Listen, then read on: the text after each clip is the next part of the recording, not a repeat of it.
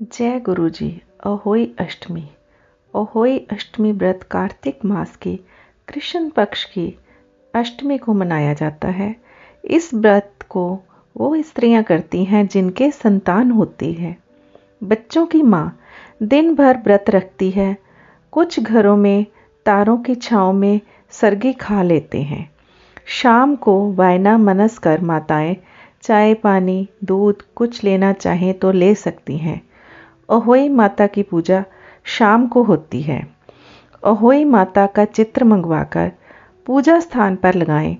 फिर उनके आगे एक गेहूं के दानों की छोटी सी ढेरी लगाकर उस पर सरसों के तेल का बड़ा दीपक जलाएं। पूजा में गन्ना, मूलियां, संघाड़े, फल और जो मीठे और नमकीन पकवान घर में बने हैं उन्हें रखें। कुछ घरों में फीकी और मीठी मठियाँ, हलवा पूरी वगैरह बनती हैं। कुछ में मीठे पुए और बेसन के पकौड़े बनते हैं। कोरी मिट्टी की मटकी लेकर उसमें भी थोड़े से पकवान डालें। एक जल का लोटा माता के आगे रखें। कुछ पैसे भी माता को चढ़ाएं। माता को तिलक करें और घर के सभी सदस्यों को तिलक करें। और उसके बाद हाथ में सभी लोग गेहूं के दाने लेकर कथा सुने। कथा के बाद सबको प्रसाद दें। माताएं अपने बच्चों को प्रसाद के साथ शगुन भी जरूर दें, चाहे उनके कितने भी बड़े बच्चे क्यों ना हो गए हों।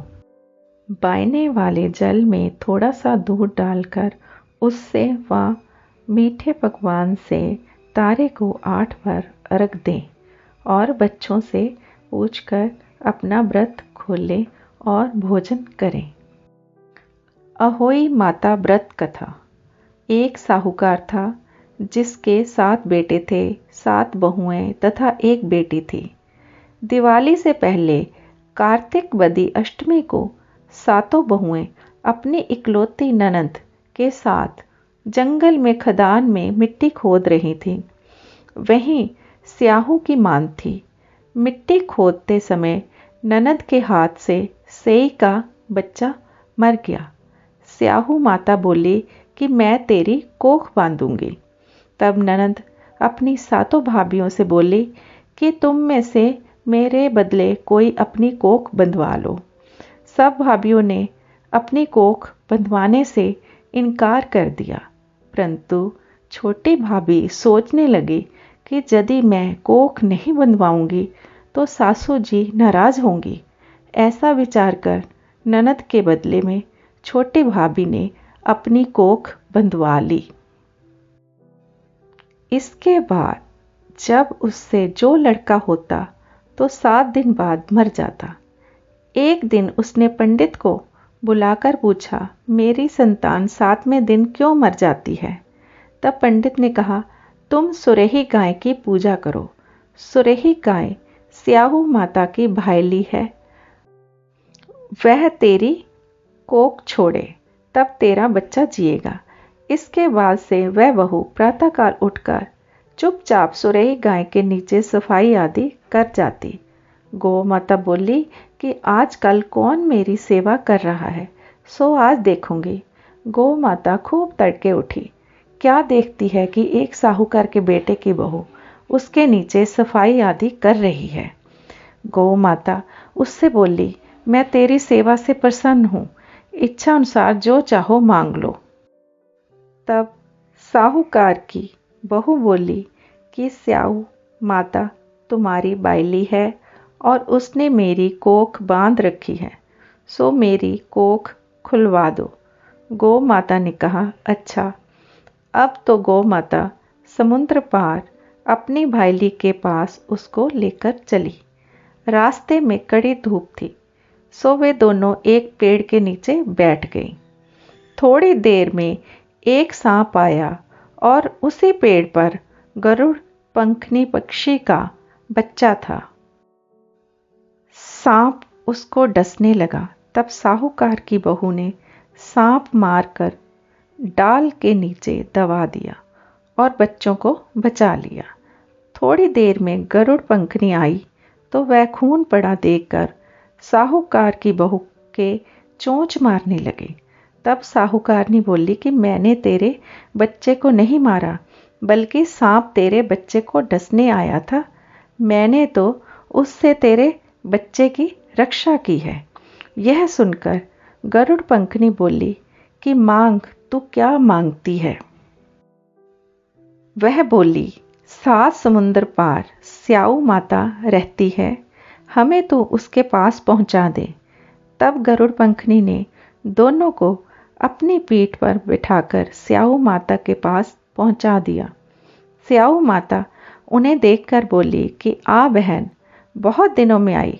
फिर कहने लगी कि बहन, मेरे सिर में जूं पड़ गई हैं।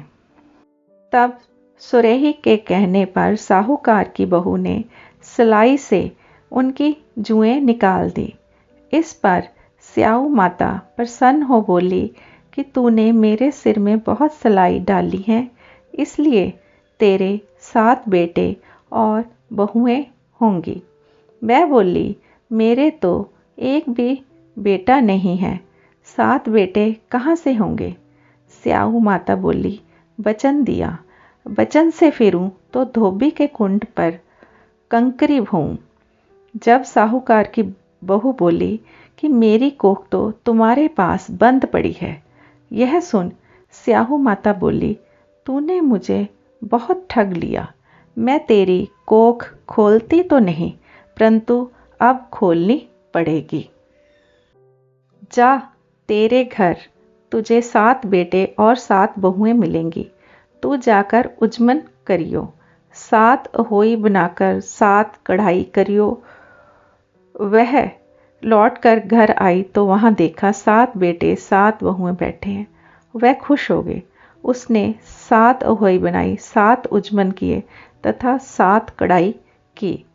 रात्रि के समय जेठानियां आपस में कहने लगी कि जल्दी जल्दी नहाकर पूजा कर लो, कहीं छोटी बच्चों को याद करके रोने लगे।